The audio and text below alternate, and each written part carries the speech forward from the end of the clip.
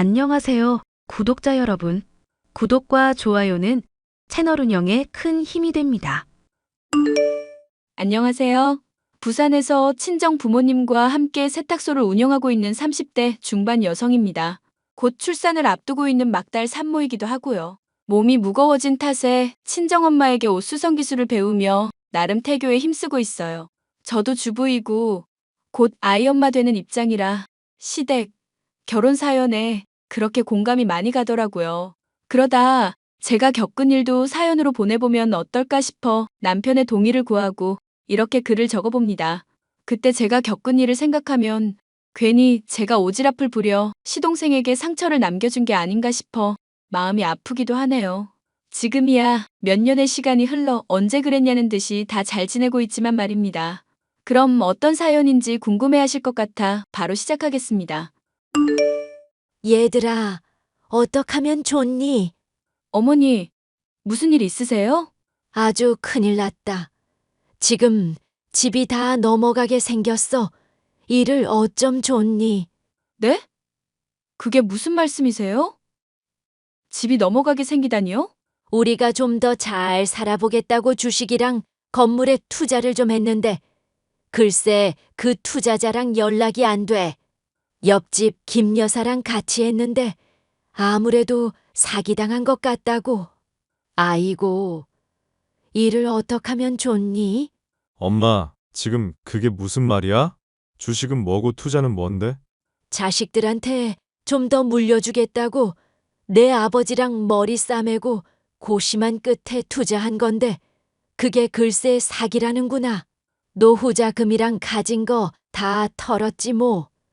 내가 너희들한테 면목이 없다. 아니, 왜 그런 걸 함부로 해요? 그러니까 지금 아버지는 어디 계세요? 어머니, 일단 진정하시고요. 제가 지금 집으로 갈게요. 어디 갔는지 모르겠다. 아까부터 연락도 안 되고 어떡하면 좋니? 당장 대출금도 갚아야 하는데. 엄마, 너무 걱정하지 마요. 일단 급한 불은 꺼야지. 형이랑 일 얼른 마무리 짓고 넘어갈게. 일단 흥분부터 가라앉히고 기다려요. 형수님이 바로 가신다니까 엄마는 어디 가지 말고 집에 계셔. 아이고, 일을 어쩐다. 아이고, 여보, 미안한데 수고 좀 해줘. 일 마치는 대로 바로 갈게. 알았어요. 걱정하지 마요. 저는 남편과 회사에서 만나 사내 연애 후 결혼한 케이스입니다. 당시 양가 집안은 못 살 정도는 아니었고 보통의 평범한 집안이었죠. 조금 남다른 점이 있다면 시동생은 벌써 아이가 셋이라는 점이었습니다. 대학 시절 만난 동서와 사고를 쳐 졸업하기도 전에 첫 아이를 낳았고 지금까지 살아오면서 셋째까지 가진 상태였죠. 하지만 그에 반면 저희 부부는 결혼한 지 5년 차인데도 불구하고 아기 천사가 잘 찾아오지 않는 상황이었습니다. 시부모님은 국밥집을 운영하고 계셨는데 아들 둘 장가 다 보내고 노후자금까지 마련해 놓으셨을 정도로 여유 있으셨어요. 하지만 자식들한테 하나라도 더 물려주고 싶은 욕심에 주식과 부동산 투자에 손을 대셨다가 큰 피해를 입고 말았습니다. 집을 담보로 대출받아 외지에 땅을 마련하셨고 투자금까지 마련하셨는데 안타까운 결과를 초래하고 만 거였죠. 그리고 그 충격으로 시아버지가 갑작스레 쓰러지셨고 결국 황망히 하늘나라로 가시고 말았죠. 하루아침에 길거리에 나앉게 된 시댁은 정말 전쟁터가 따로 없었어요. 곧 셋째 조카가 태어날 상황이었고 이대로는 길거리에 나앉을 수 없어 있는 돈 없는 돈 털어 시동생 부부는 원룸살이를 시작했습니다. 시어머니는 저희 부부가 모시고 살게 되었고요. 그런데 말입니다. 사람이 어려울 때 서로 돕고 살아야 된다고 하는데 손아래 동서는 그걸 당연하게 받아들이는 것 같았어요. 마치 자기들이 이 정도 수준이니 조금이라도 여유 있는 당신들이 알아서 해라? 같은 심보 말입니다. 호의가 계속되면 권리인 줄 안다는 말이 있는데 동서가 딱 그 짝이더라고요. 어머니, 집에 안 계세요? 응, 나 저기 일하러 나왔어. 네? 무슨 일이요? 그냥 집에서 쉬시라니깐요. 어디서 일하시는데요? 어떻게 내가 가만히 있니? 나도 염치라는 게 있다. 요 앞 사거리 병원 건물 알지? 거기서 건물 청소 시작했어. 어머니, 고생하시는 거 원치 않아요. 이참에 좀 쉬시라니까. 에이, 도영이네도 저렇게 사는데 내가 한 푼이라도 벌어서 이사라도 갈 수 있게 해줘야지. 어머니, 저희 다 돈 벌고 있고 상황 조금씩 나아지고 있잖아요. 이제 이자만 조금씩 내면 되는데 어머님까지 부담 가지실 필요 없어요. 그래도 내가 싸놓은 똥은 치워야지.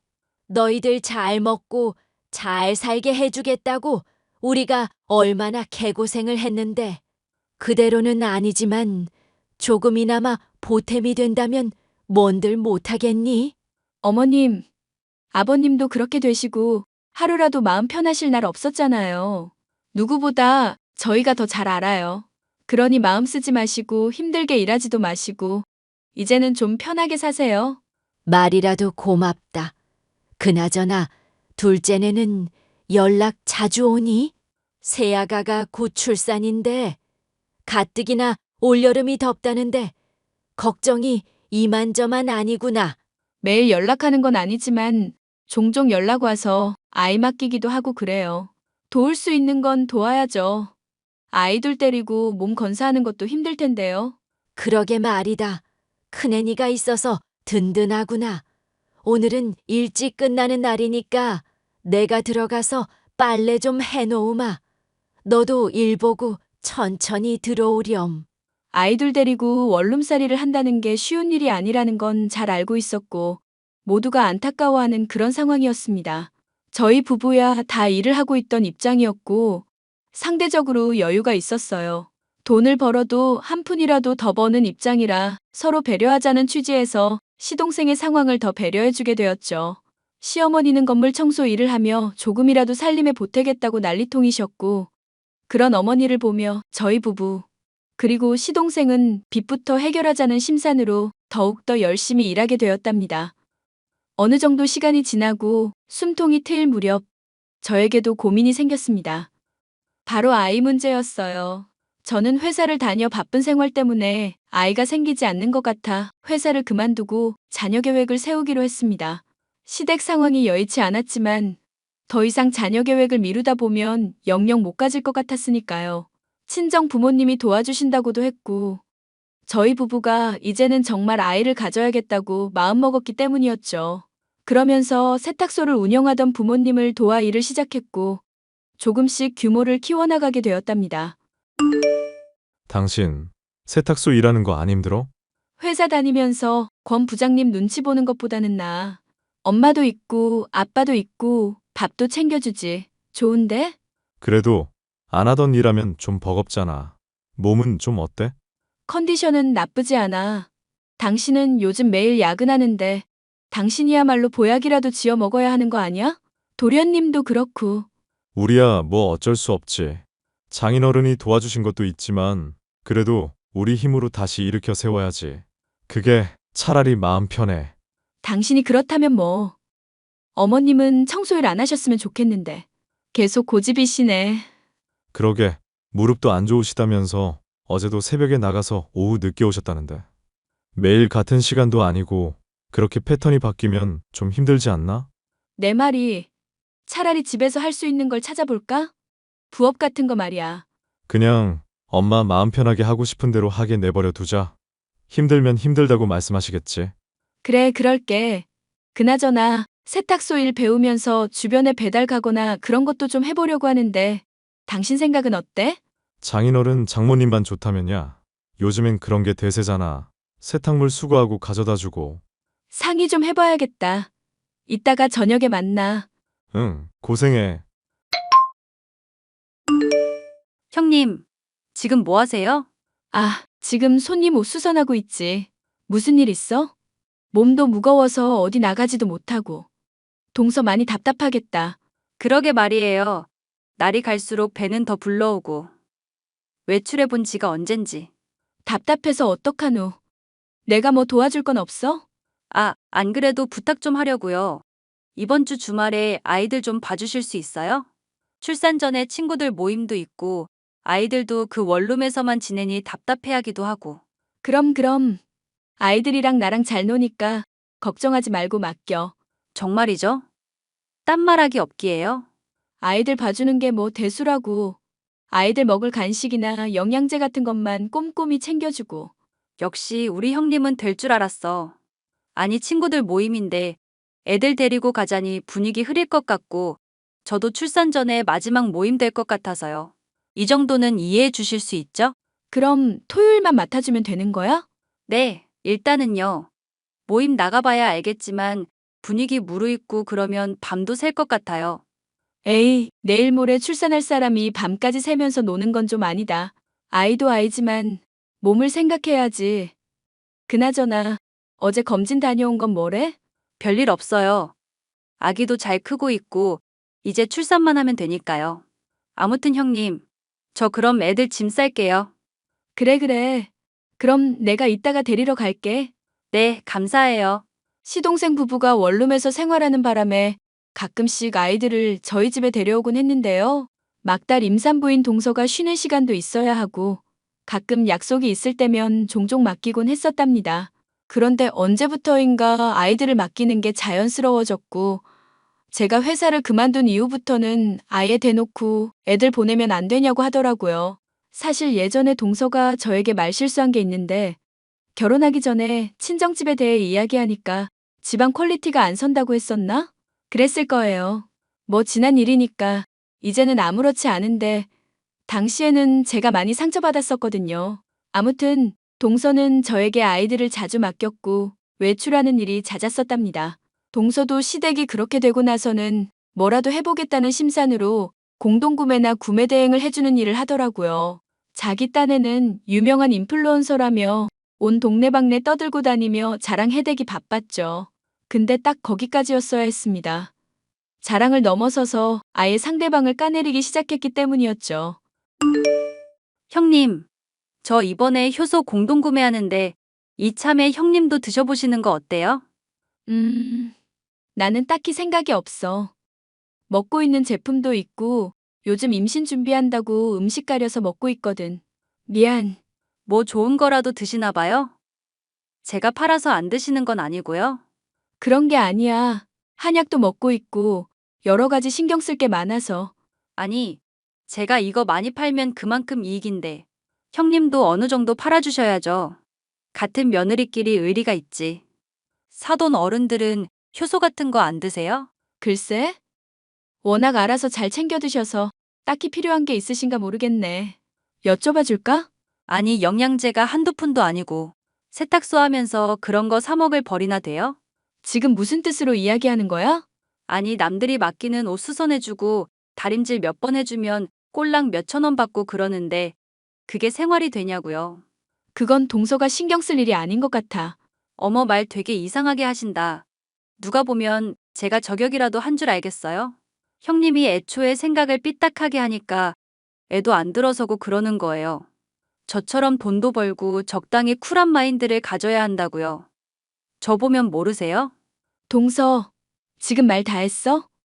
갑자기 임신 문제를 왜 거론해? 지금 선 넘고 있는 거 알지? 형님, 정말 예민하시네. 아니, 막말로 제가 모자라요? 형님보다 제가 더 잘 벌걸요? 이참에 형님도 인플루언서 도전하세요. 세탁소 집 딸내미만 하다 죽을 거 아니잖아요. 형님도 형님 일 하시면서 만족감을 느껴야지. 아니, 난 그런 거 관심 없어. 동서처럼 남들 시선에 전전긍긍하면서 눈치 보면서 살고 싶지 않아. 그리고 세탁소가 뭐 어때서? 지금 우리 부모님 욕 보이는 거니? 누가 뭐라 했어요? 그냥 말이 그렇다는 거지. 되게 예민하시네요. 제 말이 틀린 건 아닌데. 나 동서랑 더 이상은 말 못하겠다. 나중에 연락해. 저는 자꾸 제게 시비 거는 동서에게 참교육을 시켜주기로 했어요. 시어머니와 남편, 시동생은 동서가 저한테 이런 행동을 하는 것을 모르고 있었고, 제가 할 말이 많아질 때까지 일단 참고 지내기로 했습니다. 때를 기다리고자 함이었어요. 이 정도까지 해야 할 일인가 싶었지만, 저는 진정한 참교육을 위해 흥신소 직원을 고용했고, 동서의 뒷조사를 했습니다. 며칠 뒤 흥신소 직원으로부터 연락을 받았고 퀵으로 서류 뭉치들을 받았죠. 흥신소 직원이 동서에 대해 조사한 내용이었고 그 서류를 보자마자 저는 기겁하고 말았습니다. 드라마에서 보던 일이 현실에서 벌어지고 말았거든요. 알고 보니 동서에게 내연남이 있었고 동서가 낳은 둘째, 셋째는 내연남의 아이였습니다. 내연남과는 결혼 전부터 왕래가 있던 사이였고 술집에서 만난 것 같더라고요.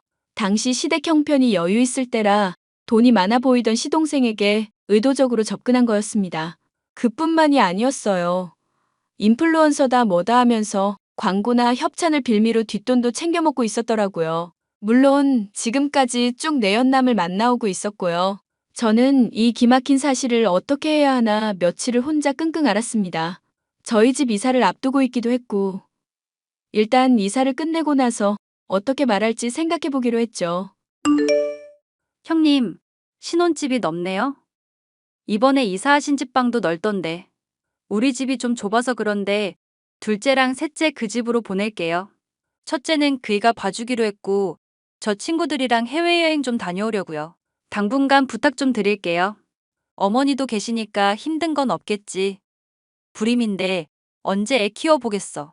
아주 혼자 북치고 장구치고 다 하네. 내가 못 봐주겠다고 하면? 어머님도 일하시고 안 된다고 하면 어쩔 건데? 네? 그게 무슨 말씀이세요? 지금 우리 애들 나 몰라라 하겠다고요? 말은 똑바로 해야지. 우리 애들이라니? 누가 우리 애들이야?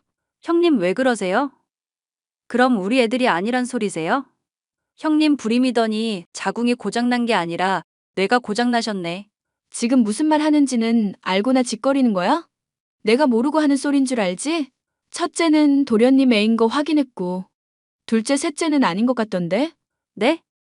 그게 무슨 말이에요? 말이 되는 소리를 하라고요. 정신 나간 소리하고 앉아있어. 맞네. 첫째는 도련님 애인가 보네. 그나마 다행이다. 뭐요? 형님 정말 미친 거 아니에요?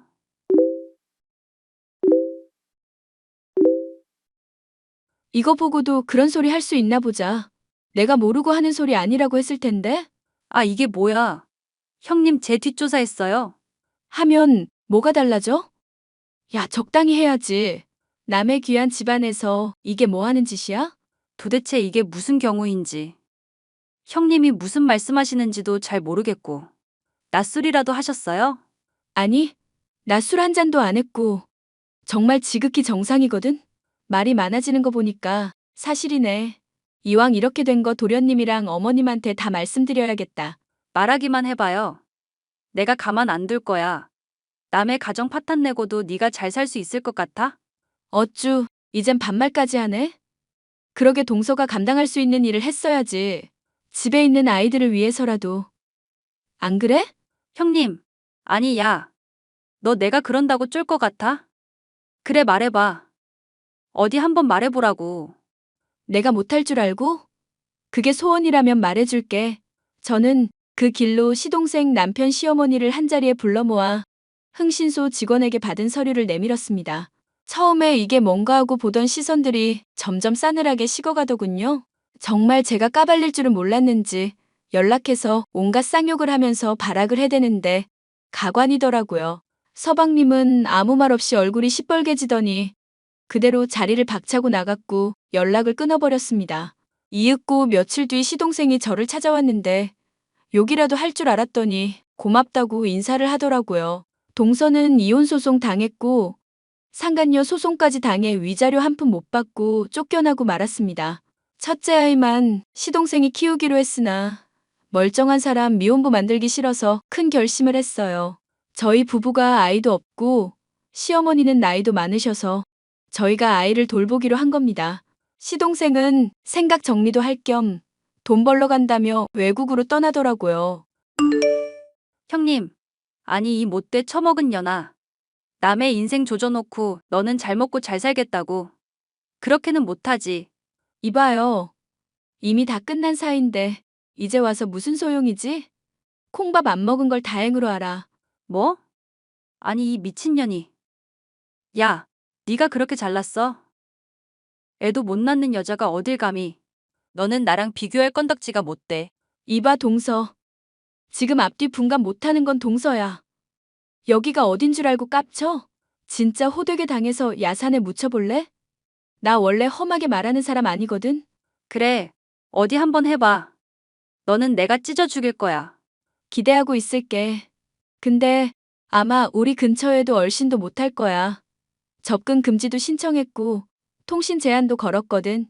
둘이 결혼하면서 혼전 계약서 썼다며. 내용이 뭔지 궁금하진 않지만 중요한 건 이미 너는 진 게임이라고. 알겠니? 야, 이게 도대체 어떻게 된 일이야? 형님, 아예 작정하고 그랬구나. 그걸 이제 알았어? 내가 버릇없는 너 참교육 시킨다고 지금까지 개고생한 거 생각하면 아주 치가 떨리거든? 내가 뭘 그렇게 잘못했는데. 왜 나한테만 그래? 봐봐. 동서 지금 상황에서도 자기만 생각하네. 왜 애들은 안 찾아? 궁금하지도 않다 이거야? 역시 내가 잘못 본 게 아니었어. 어차피 우리 인연은 여기서 끝이니까 서로 연락하지 말고 지내자. 그럼 차단할게. 야, 야, 그렇게 동서와의 인연은 마무리되었습니다. 그 이후에도 법을 어기고 연락을 해오거나 찾아오기도 했습니다. 누가 보면 아이라도 보러 오는 줄 알았지만 정말 순전히 돈 때문이었어요. 그도 그럴 것이 우연히 예전에 시아버지가 사놓은 작은 땅이 있는데 그 지역이 재개발되면서 40억 정도의 보상금을 받게 된 겁니다. 이 소식을 어떻게 알았는지 동서는 매일같이 저희 집에 찾아와 잘못했다고 용서를 빌더라고요. 저도 독하지만 시댁 식구들은 가차없이 동서를 나몰라라 했습니다. 시동생은 자신이 해외에 있어 마땅한 해결책이 되어줄 순 없지만 도움이 되는 건 무엇이든 해주기로 했고요. 시동생 첫째 아이는 저희 부부가 사랑으로 잘 키워주고 있답니다. 다른 조카들도 눈에 아른아른거리고 상황이 정말 아찔하지만 괜찮아져야 하는 게 당연한 거겠죠? 그렇게 생각하고 이젠 저희만을 위해서 살 겁니다. 그리고 몇 년 동안 생기지 않던 아기 천사가 저희에게도 찾아와 주었지 뭐예요? 아직 출산하려면 시간이 조금 남았지만 저는 열심히 태교하고 관리하고 있습니다. 누구처럼 자식 나몰라라 하면서 이득 챙기기 바쁜 그런 엄마는 안 되려고요.